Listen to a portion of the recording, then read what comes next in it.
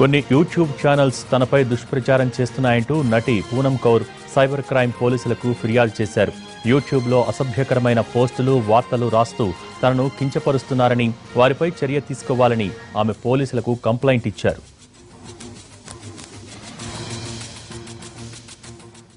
Action of people who are trying to target me and a political party for a very long time. I have no idea what fun do they get in affecting a woman's life so much. అందుకని నేను ఒక complaint చాలా రోజుల తర్వాత వచ్చి పెట్టాను.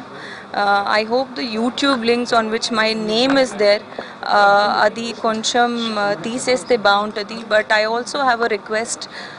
Whatever I went through in these last 2 years, ఇది ఏ అమ్మాయికి జరగకూడదు అని నేను రియల్లీ అందరికీ రిక్వెస్ట్ చేస్తున్నాను.